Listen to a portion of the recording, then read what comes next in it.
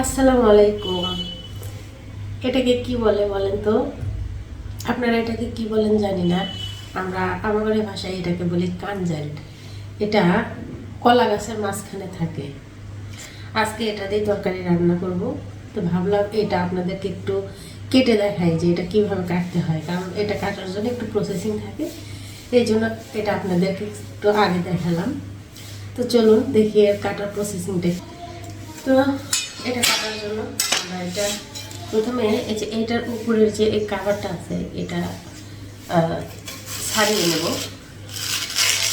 এই যে দেখেন, এই আমরা চাইলে এর উপরে যে কাভারটা আছে এটা হাত দিয়েও ছাড়ানো যাবে, দা দিয়েও ছাড়ানো যাবে। আমাদের কাছে যেটা সুবিধা হবে সেটা দিয়ে আগে ছাড়িয়ে নিব। তো এটা অনেক কচি, এই জন্য এটা এইভাবে ছুলে নেওয়া যাবে না। যদি আর একটু বড় হইতো তাহলে এটা এই পাশটা ছুলে নেওয়া যেত। এই যে পাশটা কেটে ফেলবো। এই যে এটা কাটলে প্রথমে যেগুলো কেটে নিব, আর দেখেন এই যে কাটলে একটু আঁশ হয়। এই আঁশটা কী করবো, এই যে এরকম আঙুল দিয়ে পেঁচিয়ে এই যেভাবে ছাড়িয়ে নিব। আবার এই যে আমি দেখাচ্ছি, ঠিক এই যে এরকম প্রত্যেকটা বার আমি এটা কাটবো এবং আঙুল দিয়ে এইভাবে ছাড়িয়ে নিব। এটার প্রসেসিং এরকম। তো দেখা যাক, পুরাটা কেটে নিয়ে আসি। তো শিলা কাটা ধুয়ে পরিষ্কার করে নিয়ে আসলাম আমি। কান্দালগুলো দেখেন এখানে কি সুন্দর দেখা যাচ্ছে।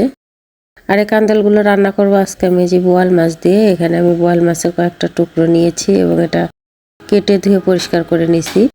এবং এর মধ্যে আমি দিয়ে দেব আরও আলুগুলো আমি যেইভাবে কেটে নিয়েছি যেন কান্দালের সঙ্গে সামঞ্জস্য যায়। এখন আমি চুলাটা ধরিয়ে নিচ্ছি। গ্যাসটা জ্বালানোর পরে একটি কড়াই বসাই দিলাম এবং এর মধ্যে দিয়ে দিলাম সরিষার তেল।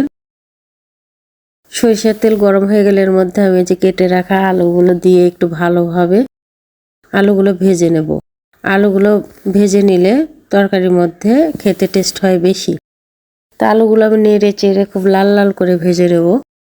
এই যে আমার আলুগুলো প্রায় লাল লাল করে ভাজা হয়ে গেছে। এই যে এখন আমি এগুলো উঠায় নেব। আলুগুলো একে একে সবগুলো আমি উঠায় নিচ্ছি। এই যে সবগুলো আলু উঠানো হয়ে গেছে। তো আলুগুলো উঠানো হয়ে গেলে আমি ওই একই তেলের মধ্যে আস্ত জিরা ফোড়ন দিয়ে দেবো কুচি করে রাখা পেঁয়াজ এবং দিয়ে দেবো 2টা সাদা এলাচ এবং একটা দারচিনি। যেহেতু বোয়াল মাছ, এই বোয়াল মাছে আমরা মশলা খাই, আপনারা যারা খান না তারা স্কিপ করে যাবেন। তো এটা দেওয়ার পরে আমি নেড়ে চেড়ে পেঁয়াজটা বাদামি হওয়া পর্যন্ত ভেজে নেব। এই যে বাদামি হয়ে গেলে এর মধ্যে আমি দিয়ে দেব 1 চা চামচ রসুন বাটা, দিয়ে দেবো 1 চা চামচ আদা বাটা। এগুলো দিয়ে আমি তেলের মধ্যে একটু ভেজে নেব, মশলার যে এক্সট্রা পানি আছে সেটা ঝরে যাওয়া পর্যন্ত। এরপরে আমি দিয়ে দেবো এখানে 1 চা চামচ হলুদের গুঁড়া এবং হলুদের গুঁড়া দেওয়ার পরে আমি আর একটু নেড়ে চেড়ে ভেজে নেব। এরপরে আমি এর মধ্যে দিয়ে দেবো সামান্য পরিমাণ পানি, প্রায় 1 কাপ পরিমাণ পানি। এরপরে এর মধ্যে দিয়ে দেবো 1 চা চামচ লবণ, 1 চা চামচ জিরার গুঁড়া, 1 চা চামচ ধনিয়ার গুঁড়া, দিয়ে দেবো 1.5 চা চামচ মরিচের গুঁড়া। যেহেতু কান্দালের তরকারি একটু ঝালটা কম লাগবে। দিয়ে মশলাটা নেড়ে চেড়ে কষিয়ে নেব আমি 2 মিনিটের মতো। 2 মিনিট পর আমি এর মধ্যে দিয়ে দেবো কেটে ধুয়ে রাখা সেই কান্দালগুলো এবং একই সাথে দিয়ে দেবো ভেজে রাখা আলু। এগুলো দিয়ে একটু নেড়ে চেড়ে আমি মশলার সাথে খুব ভালোভাবে মিশিয়ে নেব।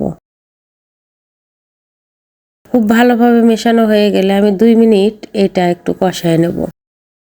2 মিনিট পরে আমি এর মধ্যে দিয়ে দেবো কেটে ধুয়ে রাখা মাছগুলো এবং এই মাছগুলো দেওয়া হয়ে গেলে মাছগুলো আমি আবার ভালোভাবে নেড়ে চেড়ে এই তরকারি এবং এই মশলার সাথে খুব ভালোভাবে মিশিয়ে নেব, যেন প্রত্যেকটা মশলা এই মাছের সাথে খুব ভালোভাবে যায়।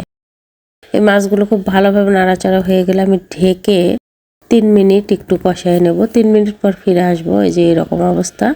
তখন এটা আমি আবার একটু ভালোভাবে নেড়ে চেড়ে দেব। এই যে নাড়াচাড়া হয়ে গেলে আমি এর মধ্যে দিয়ে দেব 1 গ্লাস পরিমাণ পানি। যেহেতু আমার তরকারির পরিমাণ একটু কম, এই জন্য আমার এখানে একটু পানি কমই লাগবে। তো তো এখানে আমি আরও হাফ গ্লাস পরিমাণ পানি দিয়ে দিলাম। আমি যতটুকু ঝোল রাখবো তার উপর নির্ভর করবে। তো ঝোলের উপরে বলক উঠে গেলে আমি এটা ঢেকে প্রায় আরও 10 মিনিট রান্না করে নেব। 10 মিনিট পরে এই যাবে তরকারির অবস্থা যখন এরকম, তখন আমি এর মধ্যে দিয়ে দেবো 1 চা চামচ ভাজা জিরার গুঁড়া। ভাজা জিরার গুঁড়া দেওয়ার পরে আমি এটা একটু নেড়ে চেড়ে নেব এবং আরও 2 থেকে 3 মিনিট এটা আমি একটু রান্না করে নেব।